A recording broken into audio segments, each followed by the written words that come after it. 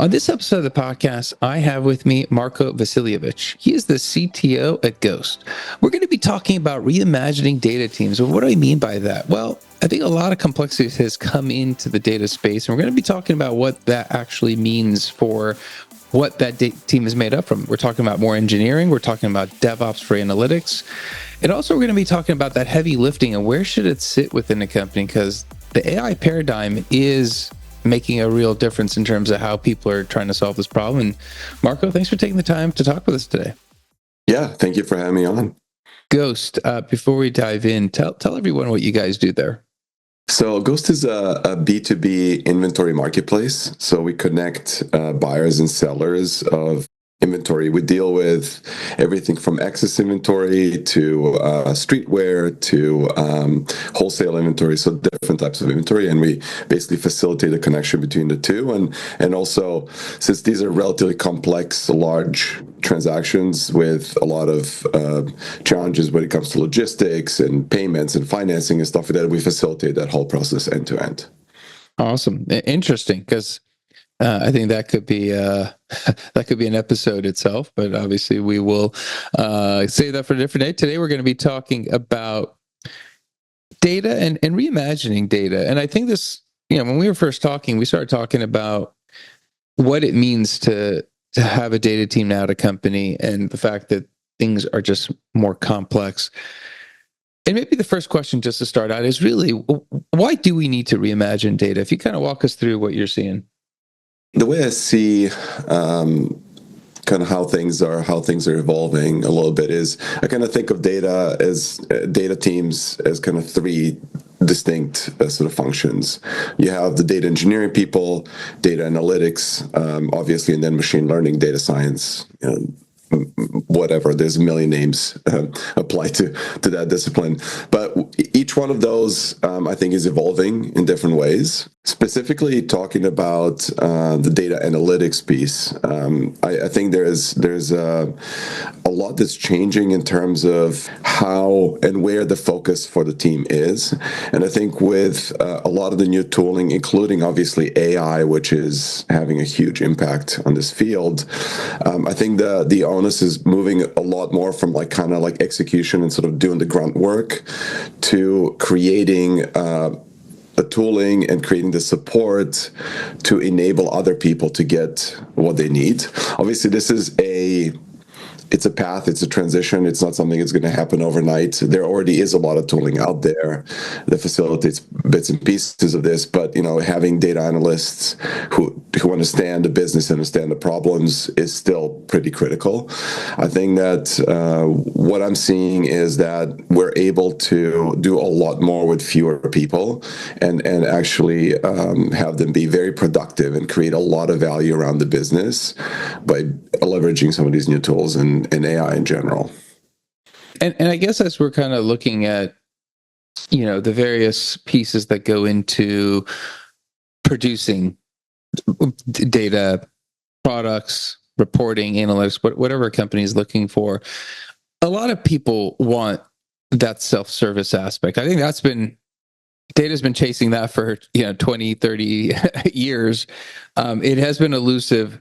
Prompt engineering all of a sudden is potentially creating an opportunity for people to actually bring that into reality, but that's still not what's present at companies. When you think about having self-service within data, do you have any thoughts as to what that might look like or what that means for you? Yeah, I think that first of all, I don't think we're quite there yet, right? There's still quite a bit to be done. So I think this is going to be a process. I think it's more about adopting these tools and kind of leaning into them early on to really understand where the gains are going to be. So I sort of see specifically data analytics people focusing more on that kind of translation layer of what like how does this data semantically relate to concepts that exist in the business, right? And I think that piece is very interesting, because if you're able to essentially create this sort of translation layer and kind of focus on that translation layer, then LLMs and all these new tools that are coming in will actually be able to be utilized in a much more effective way.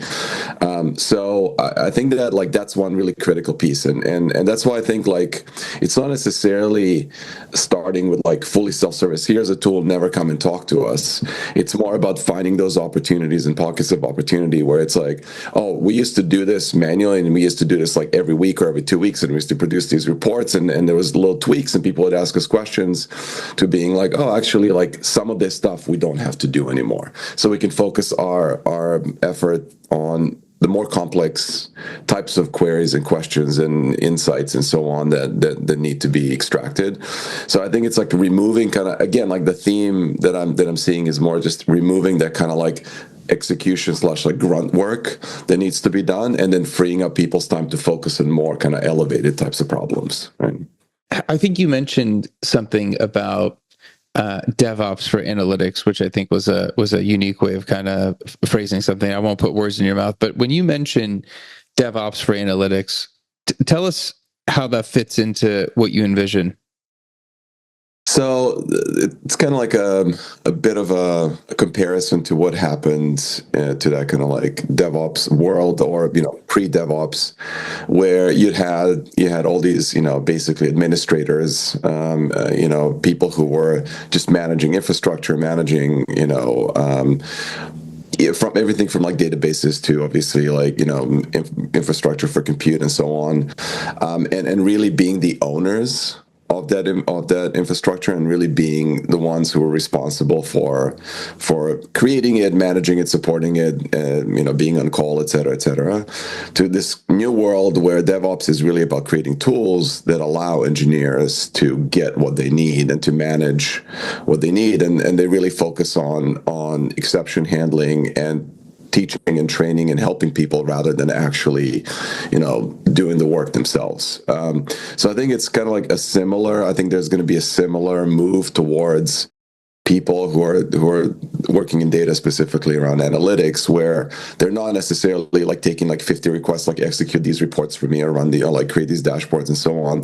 They're more really trying to figure out and teach people how to use what's there, and then also helping in sort of in the more complicated situations. So I think it's like that's a bit of a shift from like execute everything that needs to be executed, to move towards creating an environment where people are able to do a lot of it themselves, and then supporting and training around it, which is kind of the shift that happened in DevOps, right? We don't really have any, DevOps engineers who are, even defining the infrastructure anymore, right? It's more like they're just kind of defining almost like the language around it, and then everybody else knows how to use these tools to like, to build up this infrastructure and to stand it up and to use it, and then also maintain it and be responsible for it, right? So I think that's kind of, it's not exactly 100% match, but I think it's kind of generally that's sort of the path that I think data analytics specifically is going down. Do you think we're separating some of that complexity, some of the heavy lifting that goes into these type of services? Are we you kind of alluded to that as separating out some of what the business people, business side could focus on answering those critical questions by separating out this technical heavy lifting piece. How does that change the makeup of the teams that deliver data solutions? Yeah, I think it's interesting in a sense that the skill set is slightly different, right? There's still a very important part, which is being able to understand how to extract insights from data, and being generally very data proficient, meaning being able to kind of browse it, search it, manipulate it, transform it, et cetera, et cetera. But I think that because the focus is much more on figuring out how to build this tooling and how to support it, is that I think the shift is much more towards people who just know SQL and can like run queries, to people who are actually engineers and who can run everything from like, be very proficient in SQL to being able to run Python code, to being able to, to even run, different types of pipelines and like things like that, that allow them to actually build this, kind of system that allows other people to self-serve. So I think that the makeup it's definitely going a lot more from kind of like a business analyst to like an engineer. I think that's like the slow shift, but it's a very particular kind of an engineer, right? It's an engineer who is extremely data proficient and very data aware, but also is able to, write code and architect systems and sort of like think about it from a kind of systems perspective. So I think that's the big shift, right? That kind of just like go in, write some SQL and execute that query. I think that's gone. I think that profile is going to disappear very quickly. So everybody on the data team, at least, at Ghost and kind of people in my network and people I talk to, I'm always encouraging people to kind of like move away from that mindset and start thinking about it much more from an engineering perspective, because I think that's going to last a lot longer. How long, I don't know, but it's, that's, I think, the next step in the evolution of that type of a role. Yeah, I guess as you kind of, you're talking about the heavier engineering skill sets that are required in data, just writing SQL, tools driven. I guess if we were to look full life cycle, when data first started, it was very engineering heavy. There was a lot of code heavy. Tools didn't exist. Then the tools came in. Now we're evolving again, where engineering is getting even more complicated. You need to have software engineering fundamentals. Dare I say we're going to see a shift again with more tools and potentially kind of extrapolating away some of that heavy lifting? Is that a possibility, or do we think just with things like Gen AI that are coming down the pike that the complexity is actually building at a faster pace? I think in engineering in general, I think what's going to happen over the next, call it like 5 years, is that vast majority of, again, like the execution of, and like specifically writing code, testing code, deploying code, reviewing code, bug fixing, et cetera, is going to be largely done by AI. And I think that's a good thing, because what that's going to allow engineers in general, including people who are focused on data, is to really be more of a supervisor, manager, kind of like, driving kind of the vision of what needs to be done, rather than having to actually punch out the code and like go through all of this, all of the kind of hassle that comes with that, and really be able to, I think, be a lot more effective with their time, right? I think the interesting thing is, I had a really interesting discussion with a friend yesterday about this. I think the really interesting thing is how that's going to evolve, and I think like what's going to happen in 5 years versus what's going to happen in 10 years, right? And I think that over the next 5 years, people who are very proficient engineers today are going to be extremely, extremely valuable, because the tools are not going to be precise enough and good enough to be fully trusted, right? So there's always going to be somebody who needs to have a very deep expertise to kind of supervise and understand and like review and check and so on. So I think like that's going to be like a really interesting period, but I think it's going to at some point turn around, right? So like where you can basically get to a point where it's like there's almost no point in checking anymore, because it's getting so good that now we're at the stage where like 99.99% of the times, what I ask the system to do, it does, right? And maybe it's okay that like 0.01% of the cases is off, and can live with that error rate. So I think like that's going to shift, and I think on the data side, I think it's going to be a similar thing, right? So like I think over the next 5 years, that kind of like really strong engineering background is going to be incredibly valuable. But as the tools get better, as the underlying kind of software, tools get better, I think, or software generation tools get better, I think that's going to shift again, right? So I think it's like, it's hard to predict exactly where it's going to end up, but I think that a lot of people are going to end up being more kind of like a product manager who's who's technical, who can kind of like drive, what they want to happen, in most cases, and have it happen. And I'm sure there's going to be pockets where you're going to still need like very deep, engineering expertise and like being able to kind of write things manually. But I think that's going to get those areas are going to get smaller and smaller, right? So I think that that's the general, I think the effect of AI on all engineering, including people in data, I think is going to be, that's my guess, where we're going to more or less end up. Right? Do you, anyway, I mean, a little bit of a sidetrack here that we're talking about this, but, I guess as some of that lifting, some of the tedious components of development are taken away, and you do have people who are more focused on watching, monitoring, making sure context and the semantics make sense. Where do the software engineering spend most of their time? And again, we're fast forwarding, pretending in a world 5 years from now, because I have a bit of a thought that we're going to see a return of, or creation of, more of a analyst type role, where the software engineer is going to be more embedded within the business, more of a business problem solver, understanding the business, the nuances, and leveraging how to move the pieces in technology to make things more efficient versus having to write the code. I know the analyst role has gone away. I'm old enough where it was there. In the last 20 years, it really has kind of diminished in where it is. But I'm wondering if it comes back, if that's not a hat a software engineer is going to wear in the future. Yeah, I think it's semantics. I kind of, the way I refer to it is more like product managers who are very technical. It's kind of like somebody who understands business needs and knows where the value is, understands customers, and so on.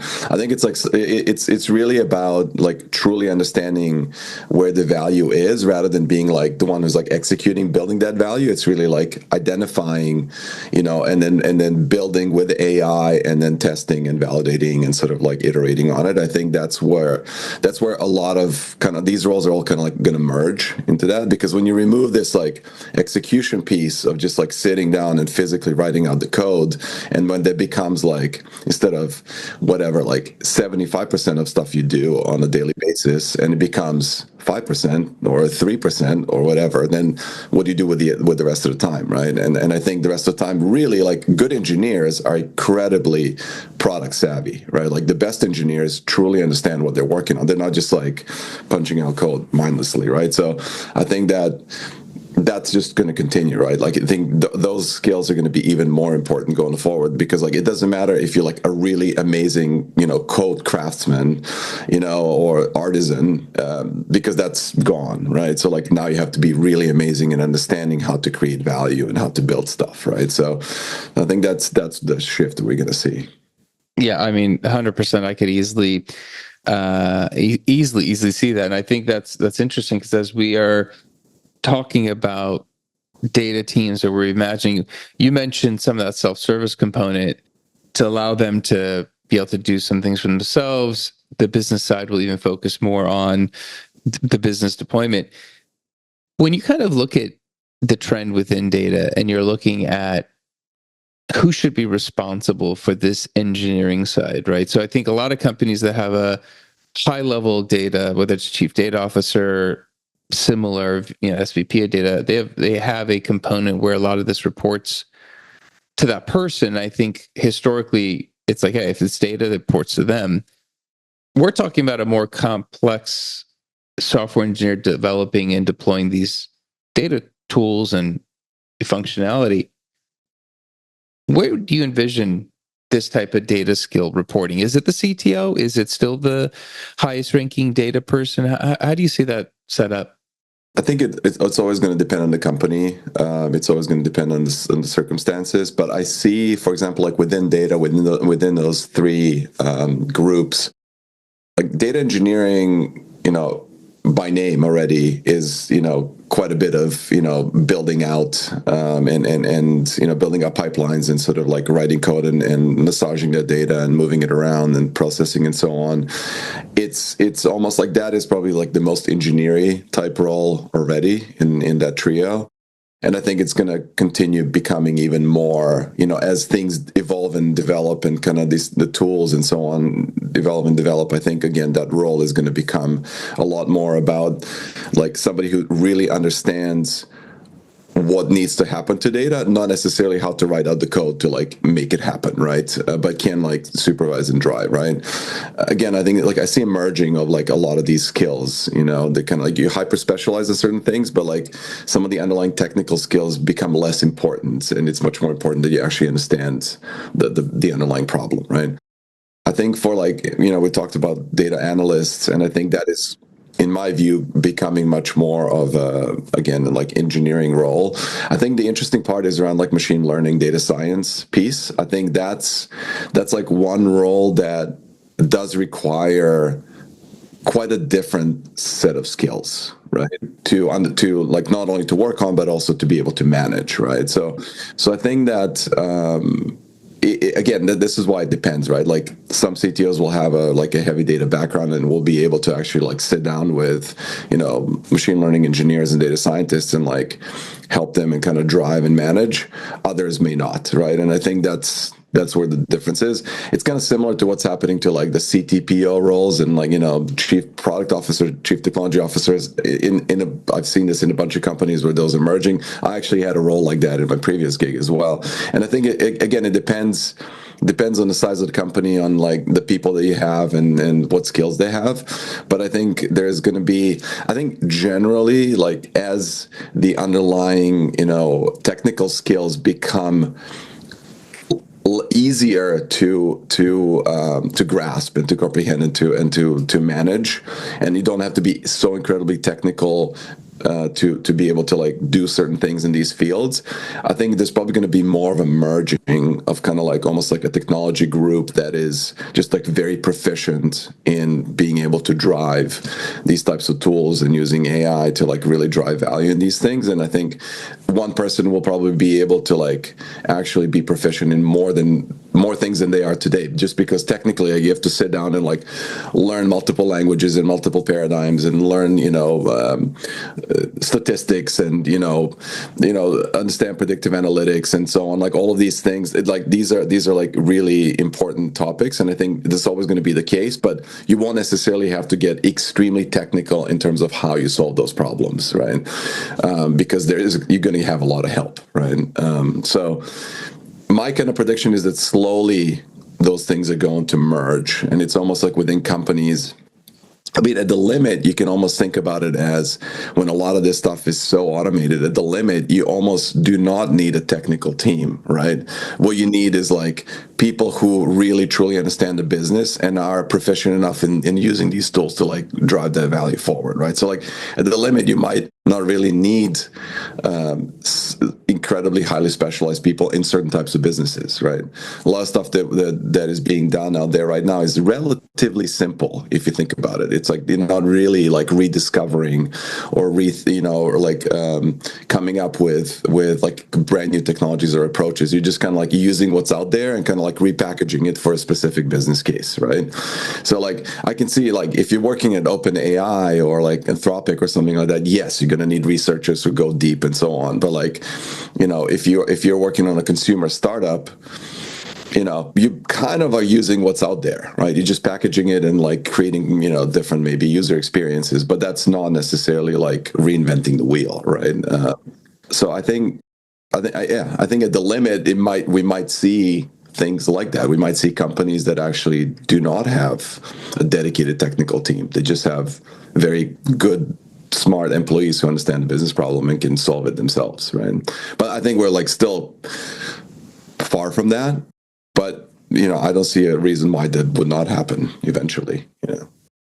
Yeah, no, that's it's a fascinating view, and I actually agree. I think everything you said, I fully think that's where things are headed. I think we're going to see a lot of change management. We're going to see a lot of people, and it's going to be slow. I think people are, for some reason thinking switch is going to be flipped and one day all of a sudden everything's going to stop and change. And I don't know if many things really operate that way, but I do think slowly we're going to start seeing this. I think it's interesting because we're starting to see interest in other departments to come play a role, whether it's governance, whether it's ethics. There's all these different functions that are having inputs on what's to be created.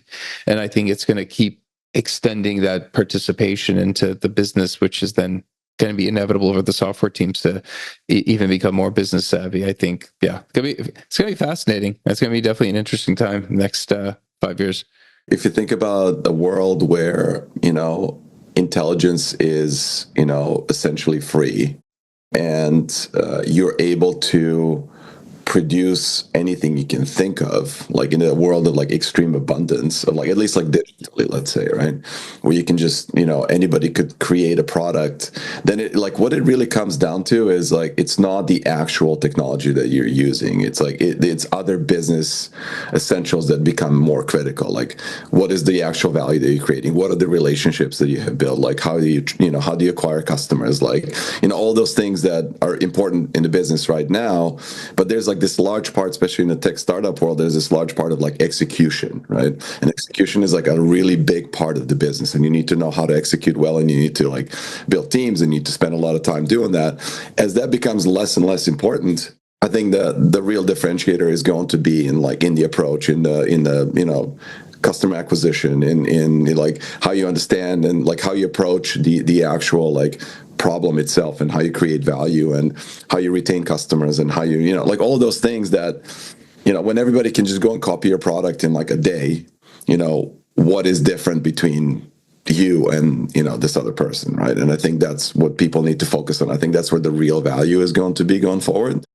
But it's a transition, right? Like, this is not going to happen overnight. We're still, even if tomorrow we had AGI, things wouldn't just like change overnight, right? Like, people take time to change, right? So like, I think it's going to be a gradual process. But what I think we're all seeing is that it's accelerating, right? And it's like, it is happening a lot faster than it used to, and it will continue accelerating. So I think the best thing for anybody to do is just to lean into it and truly understand the power, and try and like essentially kind of like almost work themselves out of their job slowly. It's like, what's my job today? Let me like create a new job where I'm not doing a bunch of stuff that I used to do, because I have now something else doing that. But what can I do to actually still create value, right? That's kind of the mindset that I'm trying to foster with our team, and really like kind of drive that in general. Like, that's how you stay on top, right? And that's how you can still stay relevant as things move around. Yeah, it's interesting because a lot of things that you're just mentioning, when we see bad economic times, people really move towards the business fundamentals, understanding how to do more with less, becoming more efficient, focusing on the execution. A lot of the little pieces that you just mentioned, typically we see when times are tough, where something's broken. When it's not, you could see people, especially in startups, you could see the engineering side getting overly complex, focusing on things that necessarily aren't required to get to the next milestone. It is interesting because basically you just said we need to run businesses better because we won't have to worry about all that heavy lifting. And we always don't see that unless money's tight, and then everyone focuses on being optimized for the business. So yeah, just an interesting coincidence, because I think everything you said, I was like, that's such great business 101 practice, but we don't see it all the time. And I'm like, that'll be interesting where people are going to be focused on having to be that daily component, because as you said, there's going to be a lot of commoditization of the back end and heavy lifting. But also another thing to take into consideration is, yes, when times are tough, people try and become more efficient, but also when there's competition, right? So if someone is coming after you and you're about to lose, a large chunk of your business, like, you start thinking quick, fast, like, how are you gonna fix this, right? So I think what's going to happen is that the competitive landscape is going to change quite a bit, because the barrier to entry for a lot of businesses is going to be lowered drastically, right? So like, if you don't have to invest in like, build out these teams and like, take months and years to build technology, and if you can do that in the space of days or weeks or months, then all of a sudden, like, you could have a lot of competition coming after you very quickly, right?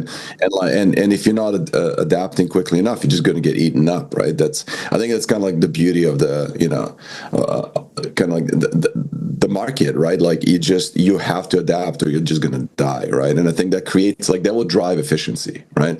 Obviously, like especially on the startup side, right? Like especially like in the startup world, like that's just kind of that's how you survive, right? I think in terms of larger businesses, again, there will always be slower moving and they'll always have more barriers to entry and there's always going to be a lot more stuff that, you need to compete with them. But like, I think that this actually like removing the need to be highly technical and have this deep expertise allows more people to compete, right? And I think those two forces, like those forces are going to create the kind of change, and it's going to happen faster and faster, right? And I think it's exciting. Like I think it's a really exciting time for people building businesses, right? Because all these new opportunities are coming up, and it's more like I'd be more worried if I was an entrenched legacy business that's just not even looking at this stuff, because people are going to come after them a lot faster than they think they are, right? And it's going to be an interesting years ahead of us for sure. Awesome, Marko. Fantastic discussion. I know, obviously, we've touched on a couple of things, a lot focused on data teams, a little bit on AI and its impact. If somebody did want to reach out to you to kind of follow up with you on something you maybe mentioned on the show, what is a good way of connecting with you? Yeah, people can just shoot me an email. That's probably the easiest way. My email is Marko, Marko @ghost.io. It's GHST.io. I don't know if you have show notes and stuff we can also put in there, but that's probably the quickest, easiest way to reach out. Thanks for being on. Thanks for sharing. I really do appreciate it. Thank you so much. Appreciate it. Absolutely.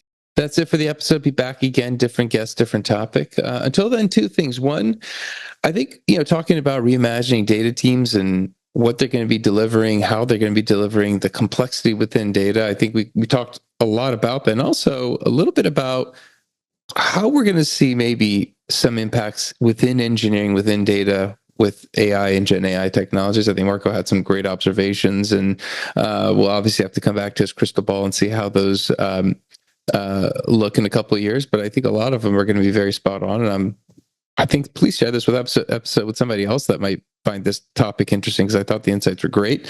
Also, like, subscribe, comment. Let me know how the podcast is going for you. Until next time, thank you and goodbye.